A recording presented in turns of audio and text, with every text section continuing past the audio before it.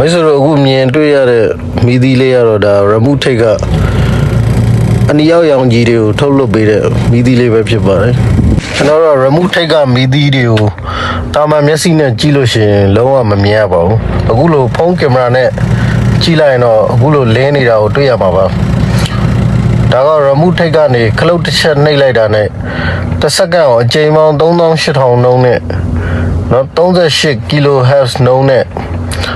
လင်းနေတဲ့အနီရောက်ရောင်ကြီးအလင်းတန်းလေးပဲဖြစ်ပါတယ်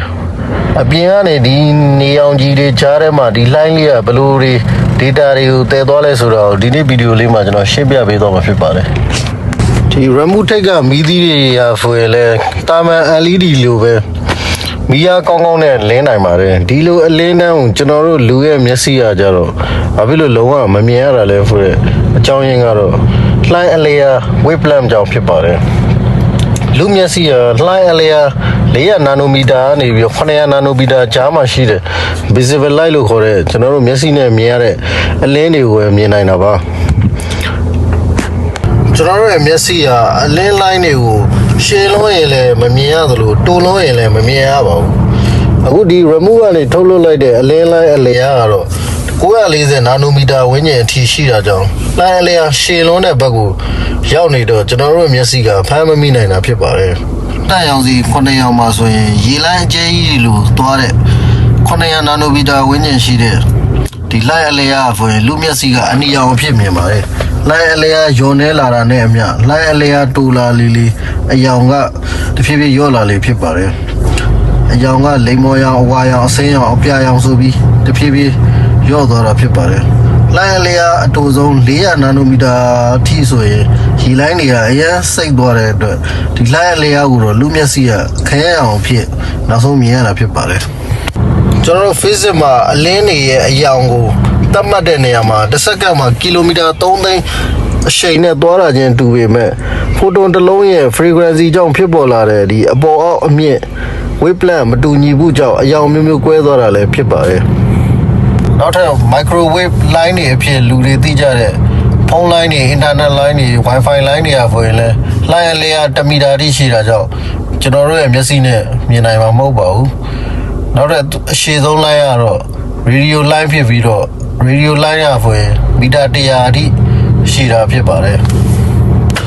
ဒါပေမဲ့စိတ်ဝင်စားဖို့ကောင်းတာကတော့ visible light ထက် light အလျာအရန်တိုလွန်းတဲ့အခြားတစ်ဖက်ကကျွန်တော်တို့မမြင်ရတဲ့ line တွေရှိပါသေးတယ်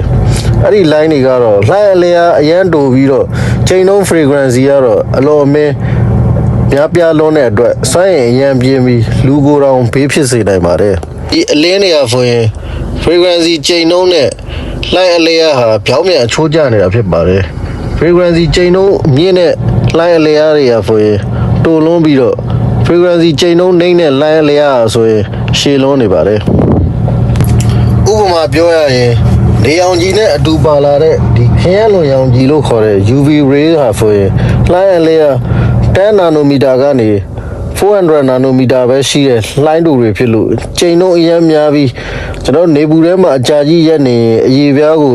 လောင်စေသလိုအရေပြားကင်ဆာအထိပါကျွန်တော်ဖြစ်စေနိုင်ပါတယ်အဲ့ဒါနဲ့ပိုပြီးလှိုင်းတူတဲ့ frequency အစမတန်များတဲ့ဒီဆေးရုံက X-ray တွေနဲ့ gamma ray တွေဟာဆိုရင်လည်းလူခန္ဓာကိုယ်ရဲ့ cell တွေ DNA တွေကိုပါဖျက်ဆီးပစ်နိုင်လောက်အောင်အနေအကြီးမားတဲ့ line တွေဖြစ်ပါတယ်gamma ray ကိုတော့ကင်ဆာလူနာတွေအတွက်ကင်ဆာဆဲတွေကိုခြေဖြတ်တဲ့နေရာမှာအသုံးပြုပါတယ်။အဲကြောင့်အနည်းချုပ်ရရင်ကျွန်တော်တို့လေတူထဲမှာမမြင်ရတဲ့လှိုင်းတွေအများကြီးရှိတဲ့အထဲကမှ remote ကသုံးတဲ့အနီရောက်ရောင်ကြီးလှိုင်းလိုလှိုင်းအလျာရှည်တဲ့ကောင်တွေကတော့လူကိုဘေးမဖြစ်စေပဲ UV တို့ X-ray တို့လိုလှိုင်းတူပြီးချိန်နှုန်းအစမတန်များတဲ့နော်မမြင်ရတဲ့လှိုင်းတွေကတော့လူကိုတကယ်ဘေးဖြစ်စေနိုင်တာဖြစ်ပါတယ်ဗျာ။